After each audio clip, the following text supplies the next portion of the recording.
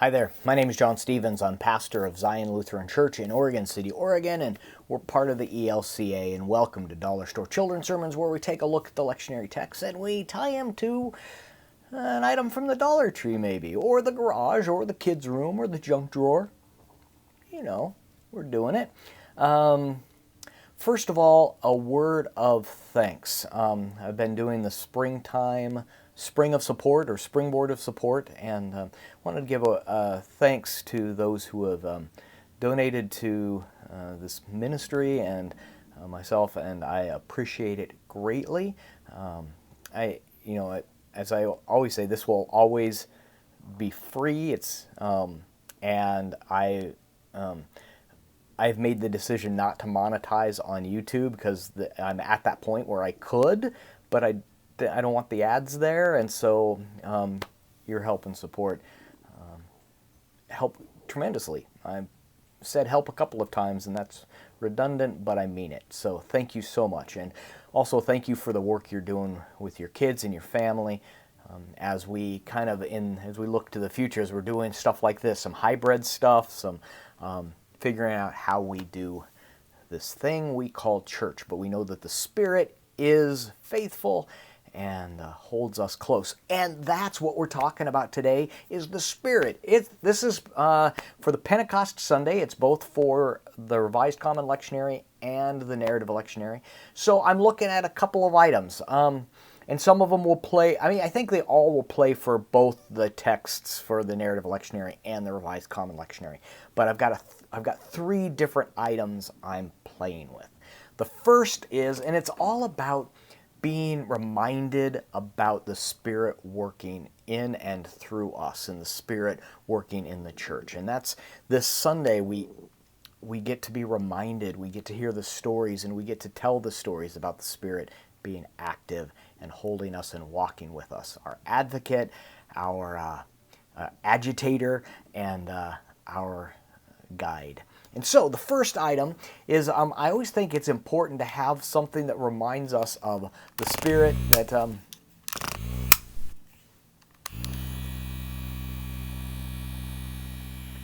reminder of the Spirit, something that you can carry along with you, and that will be a good reminder.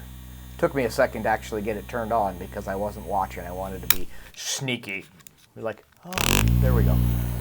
Oh, Luke, you are my... Oh, anyway, wait, I am...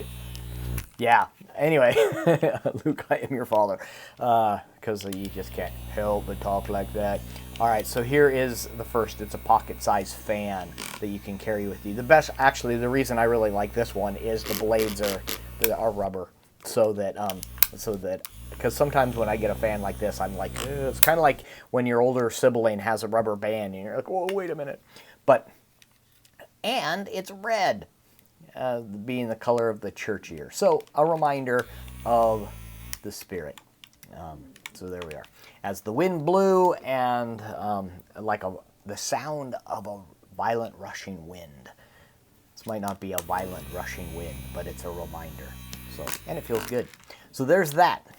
So the next is ways that we are reminded. And one of the ways that we're reminded is through Scripture, through the written Word.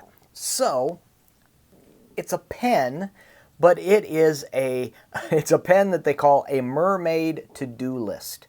And it's, Godly Play has this thing, I wonder.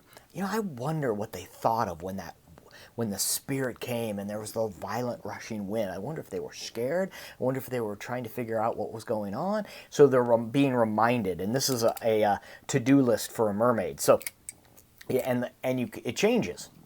So you've got here, it's, let's see, I have it upside down. Ride a seahorse. Or take a shelfie. A dad joke wrapped in one. Taking a shelfie. Dive for treasure. And so in here, as you're writing, and the idea that I was thinking about with this is that as they're writing, and it's like, I wish I could remember what I needed to do today. As you're making your to-do list, and, dance with a dolphin. Okay, ooh, I could make waves as the Spirit moves and directs us. The idea is that's the springboard as you're writing with this and talking about, the mermaid and having this silly and a fun time. And then in Scripture, whether it be the commandments, God giving us a better way of living, whether it be the Spirit continually expanding and pulling other people in to the church, the Spirit helping us listen to one another. These reminders in Scripture about how we are called to be people of God. So there's that.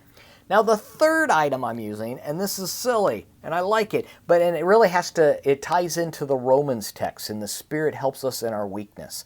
And the idea that here, and about how you and I help one another. So what I have here is, I've got my speaker cord. I have here, let me pull it. It's my weight. Here, 1 second, I'm going to lift some weights.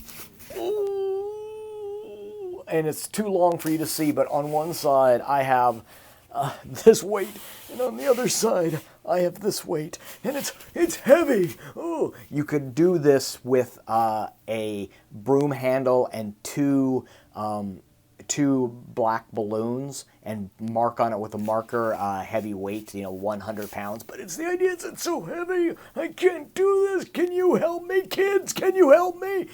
And then, of course, the kids are going to know, because this is a pool noodle and it's flexy. They know that they're A, going to be able to help you, but B, they're going to point out to you, I'm stuck in the chair. I need help. There we are. Anyway,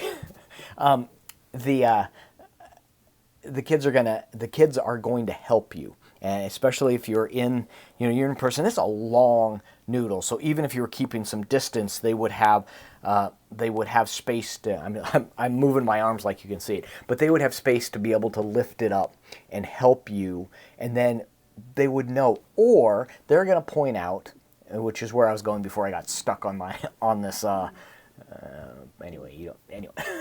Where they're going to point out that it's a light pool noodle, that it's not heavy. And what? And as people in the church, as people called by the Spirit, as people to walk along with others, and we are Spirit-breathed and Spirit-gifted, we are called to help our neighbors, and we're called to help one another. And sometimes it's the word of encouragement. It's that advocate that says, you've got this, and I'm with you this entire way. So, all right, those are 3 different springboards. On the Dollar Store Children's Sermon, there's others. Pentecost comes every Sunday, every year. So there's other ideas on there, but these are 3 that I'm playing around with. I'm going to probably play with the weight, and so we're still live streaming and still videotaping the children's sermons. So the way I'll do this, or the way I'm thinking about doing this during the videotaping of the children's sermon, is it's like a Mr. Rogers thing, that when you're talking to the camera, you can just pretend that someone is talking back to you, that someone is responding to you, or someone is saying something. So you're lifting up and you're like, I've got this. What? Wait a minute. You're telling me that this is actually a lot lighter than I'm pretending it to be. Do you think this? And then you're like, wait a minute, you're right. And so it works. All right, there we are. I hope you're doing well, and know that you guys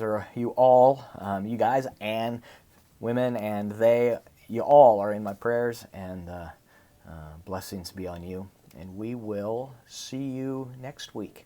Peace.